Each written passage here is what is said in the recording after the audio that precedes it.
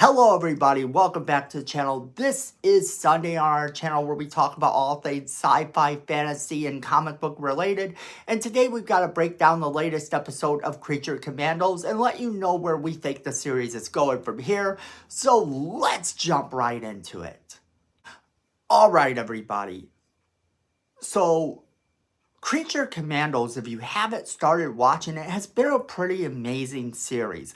It's not the traditional kickoff that you would expect for a new DCU. However, it is one that I think deserves some recognition for being original. Not to mention, when people on other channels or you hear all these people saying who was this far, who was the Creature Commandos for, it was for people like me, people who have been fans of the Creature Commandos for years. So I am excited to see this, and I am excited to talk to you guys about this series because this is one of the most untraditional beginnings to the DCU we could have gotten. However, I think that it's starting to become clear just how things will start to go and how this will lead into the Superman movie, thus setting up the entire DCU. So we've got to talk about this. So this video will contain some spoilers for the episode. Definitely big spoilers because we're going to break down the entire episode and then we're going to give you our thoughts on what could be going on. So if you haven't seen the episode yet, you might want to click off the video and then watch the episode, then turn around and come back to our video and we'll have a discussion. If you don't mind spoilers, then go ahead and stick around. But we'll give you a second. We'll wait right here for you. Alright, so if you're still here, then let's get into this episode because there is one more episode left in the series, so they don't have long to tie all of this together. And this, like I said, is the opening to the brand new DCU, so it's really important. Now, the episode is called Pritel Skillet. And I don't know if I'm saying that right. That's a word I'm not really used to saying. However, it is episode 6. It starts off in a flashback with nuclear scientist Alex Sartorius receiving funding from a mob boss, Rupert Thorne. Now, Rupert Thorne exists in the DC Comics. He is a character we've seen, and he is someone that's not to be messed with. Now, the plan is for them to develop a cure for cancer using nuclear fusion. However, Alex realizes that they don't have his best intentions in mind, that they want to use it for something else. They're not trying to do anything cool with this. They're trying to do all bad things. So what happens is upon him discovering this, he betrays them. And the second that he betrays them, of course, now Thorne kills his family. And this makes it so he isn't going to help them. And Thorne don't care at this point. He's going to kill him as well. He throws him into his own device, therefore turning him into Dr. Phosphorus. And this is the name he takes as a supervillain. Because remember, this just makes him go crazy. He's now a supervillain. And he started off so good and well-intentioned. This is sort of taking place during some events where we're seeing what's happening in the present day. And we're seeing that Rick Flag is alive, which we already knew. We're seeing that the Bride and that group are continuing their fight against the Princess at this point.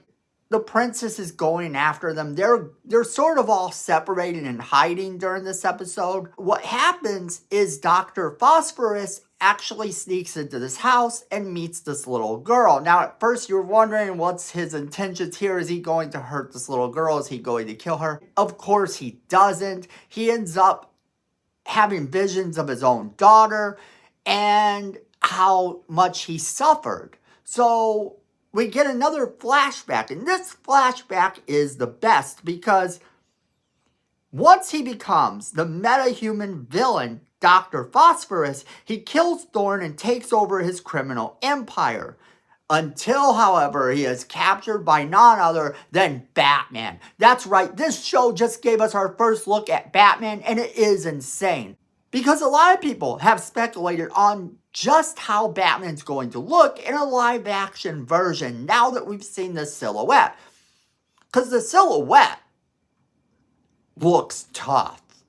I mean, it looks tough. This is a big dude here, okay? This is some Batman level stuff that a lot of fans have been asking for a long time. Someone buff and big and really muscle tone playing Batman would be great at this stage.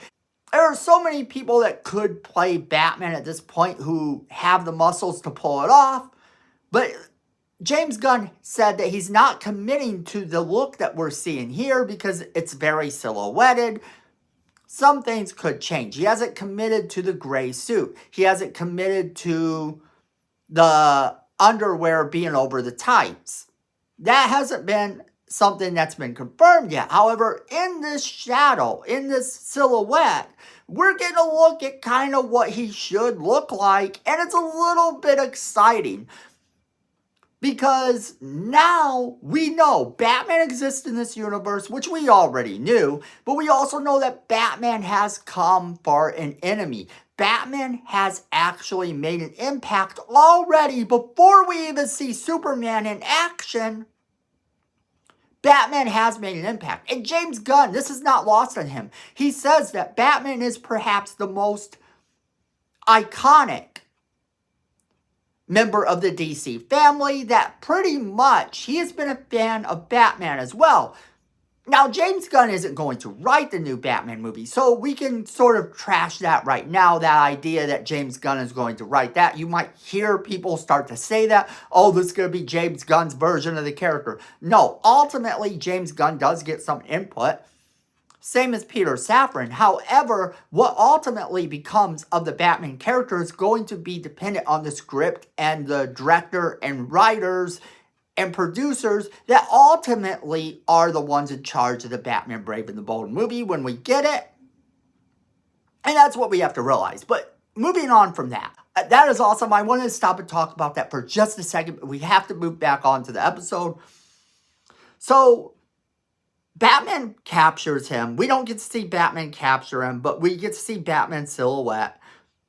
And then in the present, we get to see where the crew kind of all meets back up again. Now, the bride and Nina have been hiding in a brothel where they ran into some bad guys in a brothel, some metahumans that were causing a little bit of problems. They took them out. And of course, you know, this results in the bride being a little bit more scantily clad, which is okay because in the comics she does wear outfits sometimes that are more revealing than other times. And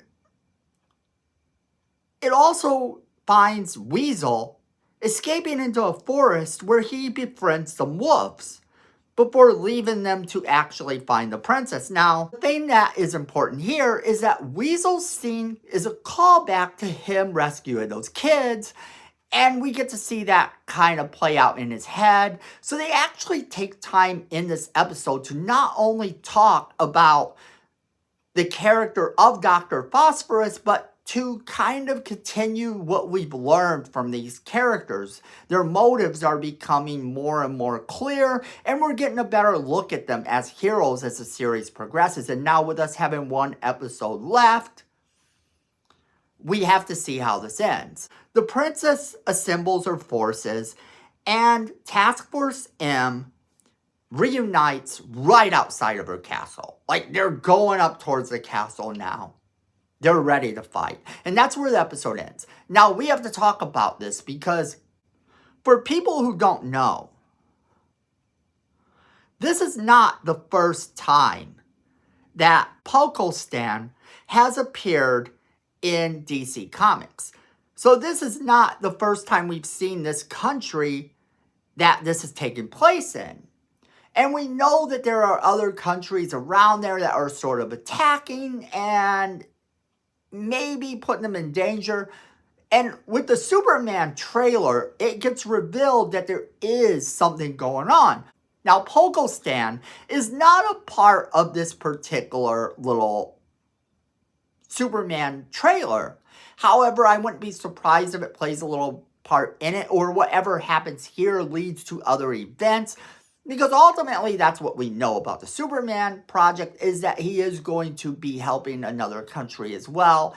That's kind of been shown in the trailers. There is the newspaper clipping that's in the trailers that talk about it. So already you can see a little bit of what's playing out here. Some of this going on, these incidences in other places. And you get an idea of how the world is being set up and why the creature commandos are important to it. And I think that's going to continue to be something that raises the bar in the DCU, where some of these lesser known characters are going to make an impact, while we are going to get to see the bigger characters as well. I think now the reason that Superman has so many characters that are sort of these minor characters now is confirmed. This is important to the plot now, because if Superman is helping these people, he's not really